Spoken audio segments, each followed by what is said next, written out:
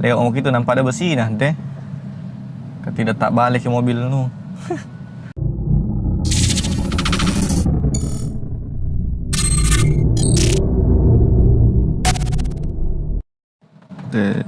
Tes, oke. Oke, selamat siang, sahabat Next Motovlog.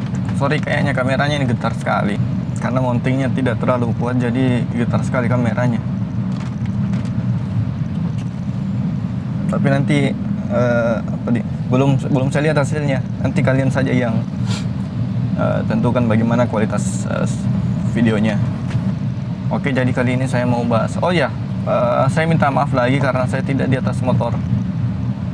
Karena di luar lagi hujan dan saya belum beli jas hujan.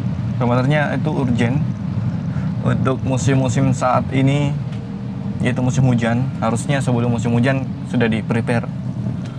Tapi saya kelupaan. Jadi di video kali ini saya mau bahas sesuatu tentang marka jalan mungkin judulnya. Tapi sebelum saya bahas sesuatu, mungkin kalian bisa lihat video ini dulu.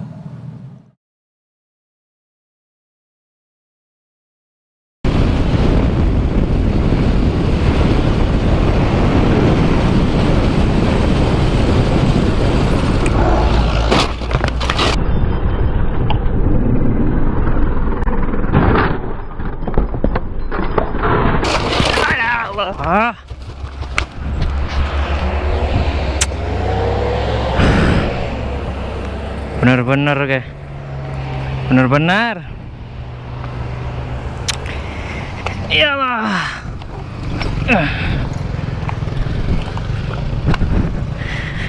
benar-benar kayak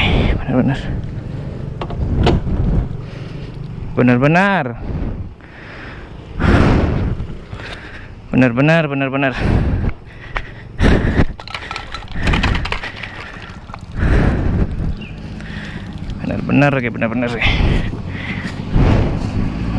benar-benar gila nih.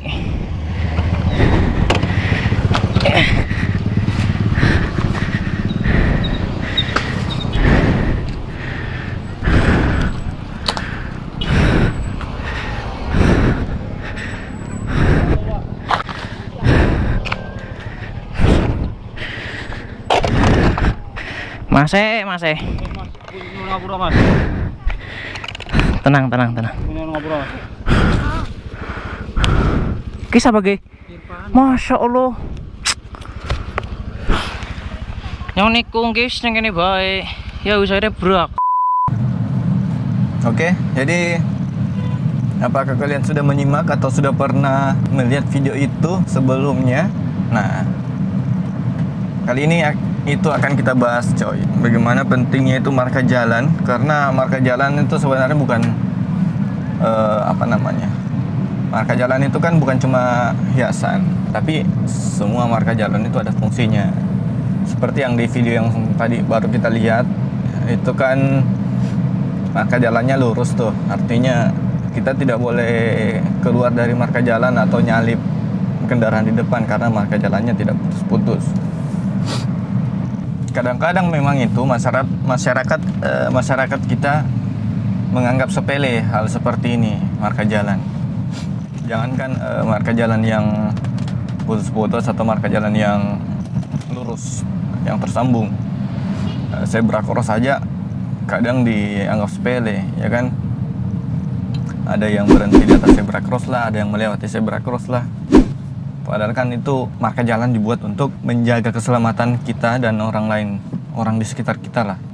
Kalau kita lihat video yang tadi yang saya tayangkan, itu akibat dari crash itu cukup parah, coy.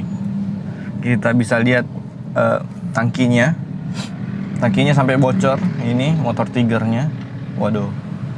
Padahal yang saya tahu tangki Tiger itu tebal, tapi untung ada besinya ini. Ini di sebelah sini, di bagian kanan ini untung ada besi. Nah, balik lagi ke marka-marka jalan ini. Tidak tahu kenapa juga orang-orang itu selalu menganggap remeh marka jalan ini. Mungkin pada saat ambil SIM mobil kah atau SIM motor kah, itu ambilnya di Maret. Jadi semua dilanggar saja. Tanda dilarang parkir dilanggar, tanda dilarang berhenti dilanggar, ya kan? Lampu merah dibablas. Tapi kayaknya harus ada yang diubah dari pemikiran orang-orang kita.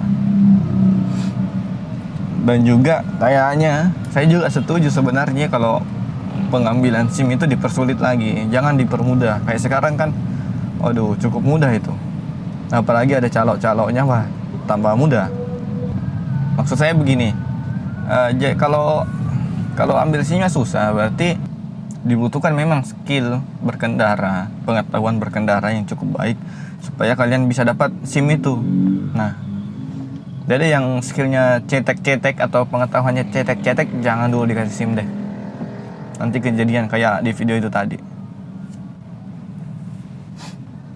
Nah, itu juga alasannya kenapa setiap saya touring, saya tuh selalu bilang saya tidak mau overtake atau nyalip kalau blind spot. Nah, akibatnya fatal kan? Iya, seperti itu. Makanya kalau touring, saya tuh cari aman saja deh. Bahkan kalau di keadaan padat kendaraan seperti di Jakarta kan sekalipun, itu jalur busway yang jelas-jelas pembatasnya itu tinggi, bahkan dilewati. Apalagi cuma marka jalan yang cuma yang digambar, bukan pembatas batu. Kayaknya di Indonesia itu butuh pembatas jalan yang kayak di film-film itu, kayak film-film di Eropa, yang di bawahnya itu besi, yang jalanan terus ada besi. Jadi kalau mau dipakai besinya tuh naik. Lewat mau gitu nampak ada besi nanti. Tidak tak balik ke mobil lu. Jadi pesan saya di video ini adalah tetaplah patuhi aturan-aturan rambu lalu lintas. Jangan ada yang disepelekan, karena aturan itu bukan untuk disepelekan, coy. Aturan itu untuk diikuti. Nah, ya kan? Kenapa kita harus ikuti itu? Karena aturan itu dibuat ya semata-mata memang untuk keselamatan tersendiri, keselamatan pengguna jalan lain juga. Makanya tidak boleh disepelekan lah masalah seperti itu. Oke, jadi saya rasa cukup sekian dulu video kali ini. Semoga kalian bisa mengambil pesan dari video ini dan bisa mengambil pesan juga dari video yang saya tampilkan tadi untuk keselamatan kalian sendiri, untuk keselamatan orang-orang yang ada di sekitar kalian. Dan akhir kata, Max Motovlog pamit. Tetap hati-hati di jalan dan sampai jumpa.